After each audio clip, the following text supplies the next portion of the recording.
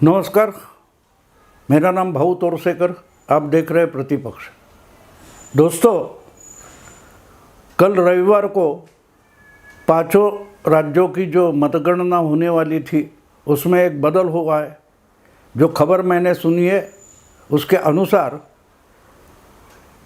मिज़ोरम, ये जो ईशान्य प्रदेश में एक छोटा राज्य है, उसकी मतगणना 4 तारीख को होगी, यानी सोमवार को होगी, और 3 तारीख को बाकी 4 यानी तेलंगाना, छत्तीसगढ़, मध्य प्रदेश और राजस्थान की मतगणना होने वाली है।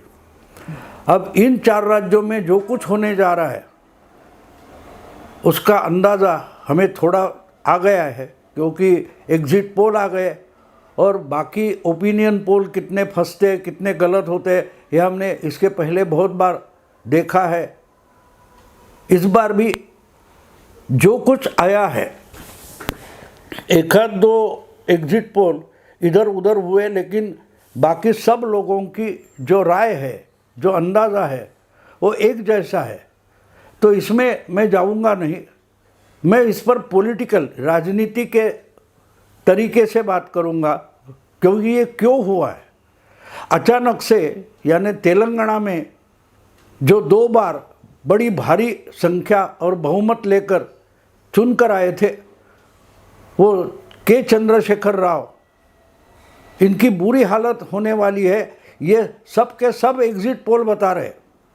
चुनाव शुरू होने तक चंद्रशेखर राव और उनकी पार्टी भारत राष्ट्र समिति जोर शोर से चल रही थी, क्योंकि पिछले जो 2 चुनाव इन्होंने इतनी भारी बहुमत से जीते थे कि इनके सामने कोई खड़ा भी नहीं हो पाएगा, ऐसा ही माना जाता था। सब एनालिस्ट, पत्रकार यही मानते थे, और बिल्कुल इसी कारण से चुनाव होने तक सब लोग चंद्रशेखर राव तीसरी बार हैट्रिक करने जा रहे, ये बोल रहे थे। लेकिन एग्जिट पोल सामने आ गया और सब चौंक गए हैं, क्योंकि कांग्रेस बड़ी ताकत से यहाँ कमबैक कर रही है, ये सामने आ गया।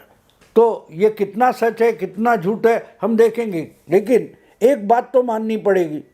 समझो चंद्रशेखर राव ने अपनी पार्टी बचा ली या सत्ता बचा ली, फिर भी अगर उनकी सीटें बहुत कम हो जाती है, उनके विधायक बहुत कम हो जाते हैं,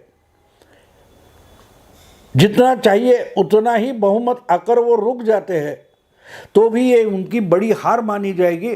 क्योंकि 2 बार, यानी 2014 और 2018, ऐसे 2 लगातार चुनाव इन्होंने जीत लिए थे। उसमें से एक बात तो आपको मालूम है कि 2019 में मोदी का सीधा सामना करना ना पड़े, इसी कारण से चंद्रशेखर राव ने 6 महीने पहले विधानसभा बर्खास्त कर दी और राजस्थान, छत्तीसगढ़, मध्य प्रदेश, इनके साथ विधानसभा का चुनाव लिया था, और उसका उनको फ़ायदा भी हुआ, क्योंकि बाकी की पार्टियां उतनी तैयारी में नहीं थी और कांग्रेस छोड़कर उनके सामने दूसरी कोई पार्टी थी भी नहीं। और एक बात हुई थी, जो कुछ बची कुची टीडीपी, तेलुगु देशम पार्टी तेलंगाना में थी, उसने कांग्रेस से हाथ मिलाया और लोगों ने गुस्से से तेलुगु देशम को ही ख़त्म कर दिया। बची थी कांग्रेस, और बीजेपी की उतनी ताकत वहाँ नहीं है, संगठन नहीं है, इसलिए जोर शोर से मानो 70% से भी ज़्यादा सीटें चंद्रशेखर राव जीत गए थे। तो अभी क्या होगा इस पर मैं नहीं जाऊंगा, लेकिन बीआरएस या पुरानी टीआरएस, तेलंगाना राज्य समिति थी, उन्होंने उसको ऑल इंडिया पार्टी बनाने के लिए अपनी पार्टी का नाम बदल दिया और भारत राष्ट्र समिति ऐसा कुछ नाम लिया, बीआरएस, और इसकी बुरी हालत होने वाली है। तो इससे सिमिलैरिटी, समानता किसकी है, वो अगर हम देखेंगे 2015 और 2020, इन 2 लगातार चुनाव में दिल्ली में आम आदमी पार्टी बहुत बड़ी संख्या में चुनकर आई थी। आपको याद होगा कि 2015 में आम आदमी पार्टी ने दिल्ली में 70 में से 67 सीटें चुनकर लाई थी। बीजेपी के 3 आ गए विधायक और बाकी कांग्रेस का तो सुपड़ा साफ हो गया। 5 साल बाद जब फिर से चुनाव हुआ तो दोनों बार लोकसभा हारकर भी केजरीवाल की पार्टी दिल्ली में दूसरी बार 70 में से 63 सीटें जीतने में सक्सेसफुल हो गई। और इसलिए मैं तुलना कर रहा हूँ, तो तुलना केसीआर और केजरीवाल इन दोनों की कर रहा हूँ, क्योंकि जितना भरोसा लोगों ने उन पर दिखाया था। केसीआर की पार्टी भी सिर्फ 5 साल पहले बनी थी, और पार्टी किस लिए बनी थी? जो पुराना आंध्र प्रदेश नाम का राज्य था, उसमें से तेलंगाना को अलग किया जाए। तेलंगाना पर आंध्र प्रदेश बड़ा राज्य था और अन्याय हो रहा है, तो तेलंगाना का अलग छोटा राज्य बनाया जाए, ये डिमांड लेकर जो 40-50 साल से आंदोलन चल रहा था, अलग अलग नेता आए। तो जब चंद्रशेखर राव ने ये इशू उठाया और अलग से एक संगठन बनाया, पार्टी बनाई जिसका नाम तेलंगाना राज्य समिति था, उन्होंने बहुत लंबा आमरण उपोषण किया, अनशन किया, और आखिर आंध्र प्रदेश में इतना बवाल खड़ा हो गया कि डरी हुई, एक तो 2G 3G वगैरह जो मामले चल रहे थे भ्रष्टाचार के, उससे सोनिया और मनमोहन सरकार डरी हुई थी। और इसी में आंध्र प्रदेश में बहुत बड़ी हिंसा शुरू हो गई, तो उससे डरकर संसद में आंध्र प्रदेश के विभाजन का प्रस्ताव पारित किया गया। उससे इतनी गड़बड़ हो गई थी कि जो आंध्र प्रदेश का विभाजन नहीं चाहते थे, ऐसे लोगों ने कुछ मसाले के फवारे भी लोकसभा में चलाए थे और बहुत मारामारी हुई थी लोकसभा में। फिर भी वो पारित हो गया और 2 राज्य अलग हो गए, लेकिन उसके MLA डिवाइड हो गए, और आखिर में जो चुनाव हो गया वो लोकसभा के साथ 2014 में हो गया। उसमें तेलंगाना राज्य समिति यानी चंद्रशेखर राव की पार्टी ने बड़ा भारी बहुमत हासिल किया था। कांग्रेस बुरी तरह से हार गई थी। कांग्रेस तो आंध्र में बचा कुचा आंध्र था, वहाँ भी हार गई, और वही कांग्रेस तेलंगाना में भी हार गई। बात यह है कि इसी ढंग से केजरीवाल ने जो दिल्ली में आंदोलन चलाया था, उसके बाद पार्टी बनाई थी, उसको भी 2 बार दिल्ली में सफलता मिली थी। लेकिन ये 2 बातें, 2 बार विधानसभा बड़ी भारी बहुमत से जीतना, इतना ही इन दोनों में समानता नहीं है। और एक समानता है, इनको जोड़ने वाली और एक बात बड़ी है, जो आजकल सुप्रीम कोर्ट से लेकर हर कोर्ट में चल रही है। केसीआर पर तेलंगाना में अपनी फैमिली चलाना और फैमिली के लिए पूरी राजनीति चलाना और बहुत बड़ा भ्रष्टाचार करना, ऐसे बहुत सारे आरोप है। बिल्कुल ऐसे ही आरोप दिल्ली के केजरीवाल की गवर्नमेंट पर भी है। बड़ा भारी बहुमत है, अपोजिशन को कीमत तक नहीं देते, हमेशा इनका सेंटर से झगड़ा रहता है। अब देखिए, लॉकडाउन के समय में जो शराब घोटाला दिल्ली में हुआ था, इसी कारण से केजरीवाल के उप मुख्यमंत्री मनीष सिसोदिया आजकल तिहाड़ जेल में पड़े हैं। उसी घोटाले में केजरीवाल के राज्यसभा सदस्य संजय सिंह भी जेल में जा पड़े हुए हैं। अब तीसरी बात जो है वो है खुद केजरीवाल पर, अब केजरीवाल रडार पर आ गए, क्योंकि खुद सुप्रीम कोर्ट ने और दिल्ली कोर्ट ने भी बता दिया कि अगर ये घोटाला हुआ है और 338 करोड़ का घोटाला है, वो अगर किसी पार्टी की तिजोरी में जाते हुए दिखाई दे रहे तो उस पार्टी को भी आरोपी बनाओ। यानी पार्टी के मुख्यमंत्री केजरीवाल है और केजरीवाल ही पार्टी के सबसे बड़े नेता है। इसका मतलब साफ है कि केजरीवाल को भी शराब घोटाले में आरोपी बनाया जाए, ये खुद कोर्ट ने बताया है। और इसलिए केजरीवाल नाटक कर रहे हैं रेफरेंडम वगैरह लेने का, वो बात छोड़ दो। लेकिन बात यह है कि ये घोटाला दिल्ली में हुआ, और इस दिल्ली के घोटाले में अगर किसका बड़ा सहभाग है तो वो केसीआर की बेटी कविता जो है उनका है। आंध्र प्रदेश से जो शराब के डीलर होते हैं, कारोबारी होते हैं, उनसे केजरीवाल का संबंध जोड़कर ये सब घोटाला किया गया ऐसा माना जाता है। और इसलिए सीबीआई ने भी केसीआर की बेटी कविता को अपने इंक्वायरी के लिए बुलाया था। उनका भी इस घोटाले में नाम आया है। मतलब ये है कि केजरीवाल की मिनिस्ट्री और पार्टी फंसी है तो उसमें केसीआर की भी पार्टी फंसी है, क्यों खुद केसीआर की बेटी जो कविता थी वही इसमें एक आरोपी बन चुकी है। मतलब साफ है दोस्तों। शुरुआत तो हुई है, बहुत दिनों से, बहुत हफ्तों से ये बार बार बोला जा रहा था कि केजरीवाल कब जेल में जाएंगे। आपको याद होगा तो 11 महीने 12 महीने पहले जब गुजरात का विधानसभा चुनाव चल रहा था 2022 में, उस वक्त ये शराब घोटाला सामने आ गया था, उसकी इंक्वायरी शुरू हो गई थी, सिसोदिया का नाम भी सामने आ गया था।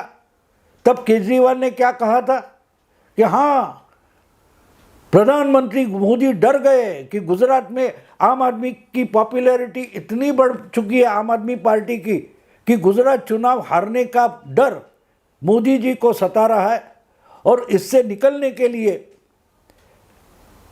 सिसोदिया को टारगेट किया जा रहा है। गुजरात चुनाव होने से पहले सिसोदिया को जेल में डाला जाएगा क्योंकि गुजरात में मोदी जी हार से डरे हुए हैं। ऐसा कुछ भी हुआ नहीं, क्योंकि सिसोदिया को गुजरात चुनाव होकर, मतगणना होकर चुनाव के नतीजे आए, फिर भी अरेस्ट नहीं हुआ था। उनकी इंक्वायरी चल रही थी और आखिर में गुजरात चुनाव खत्म होने के बाद 2-3 महीने बाद सिसोदिया को अरेस्ट किया गया, गिरफ्तार किया गया। लेकिन केजरीवाल उसके पहले 3 महीने से चिल्ला रहे थे, डंका पीट रहे थे, ढिंढोरा बजा रहे थे कि गुजरात के डर से सिसोदिया को अरेस्ट किया जाएगा, क्योंकि सिसोदिया ही गुजरात चुनाव के प्रभारी है। इसके पहले उन्होंने बताया था कि सत्येंद्र जैन तो हिमाचल प्रदेश के प्रभारी है, इसलिए उनको अरेस्ट किया जाएगा। संजय सिंह, इनके राज्यसभा सदस्य, तो अपने घर के बाहर एक बड़ा बोर्ड लगाकर बैठे थे, हिम्मत है तो मुझे गिरफ्तार करके दिखाओ। ईडी मेरे घर में आके छापा मारे, वो भी पकड़े गए, उनको भी जमानत नहीं मिल रही है, अंदर पड़े हैं। और ये जो लॉकडाउन के समय शराब घोटाला हुआ है, शराब के ठेके बदले गए, उनमें 338 करोड़ का घोटाला किया गया, उसमें एक आरोपी तेलंगाना के मुख्यमंत्री केसीआर की बेटी कविता भी है। अभी उनको अरेस्ट नहीं हुआ है, लेकिन इंक्वायरी के लिए बुलाया गया, उनसे पूछताछ हो गई है। मामला सीधा है दोस्तों। केजरीवाल अभी जेल में नहीं गए, लेकिन तैयारी कर रहे हैं। उनको मालूम है कि हमको भी जेल जाना पड़ेगा, तो जेल से सरकार चलाऊंगा या नहीं चलाऊंगा, चलाना चाहिए या नहीं चलाना चाहिए, इस पर रेफरेंडम करने का नाटक कर रहे हैं। ये भूल जाते हैं कि इस नाटक से जनता एक बार फंसती है, लेकिन बार बार फंसती नहीं। इसकी तुलना केजरीवाल और केसीआर, इनकी तुलना मैं किस लिए कर रहा हूँ? आप जहाँ हो, आपको लोगों ने रिस्पांस दिया है, आपको सत्ता दी है, तो काम अच्छा करो। जनता बार बार आपको चुनेगी, बार बार चुनेगी जनता, क्यों नहीं?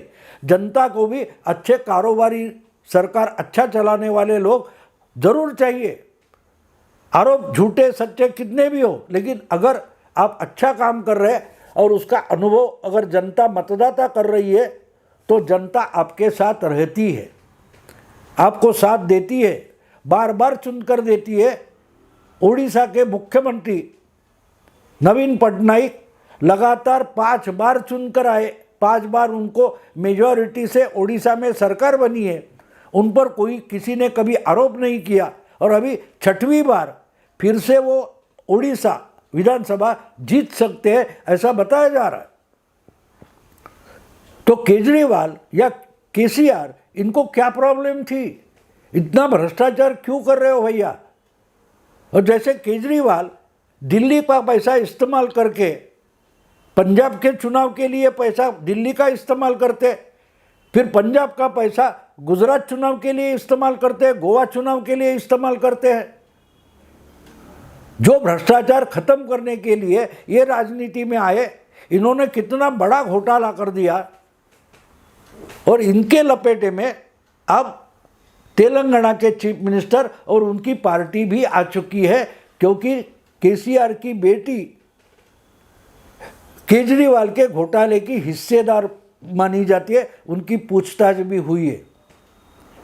तो मुझे ऐसा लगता है कि केसीआर यानी तेलंगाना में जो कुछ चुनाव का रिजल्ट आने वाला है, उसकी बड़ी छाया दिल्ली के चुनाव पर पड़ने वाली है। अभी दिल्ली के चुनाव के लिए 1-1.5 साल, 1.25 साल बचा हुआ है, क्योंकि फरवरी 2025 में दिल्ली विधानसभा का चुनाव फिर से होने वाला है।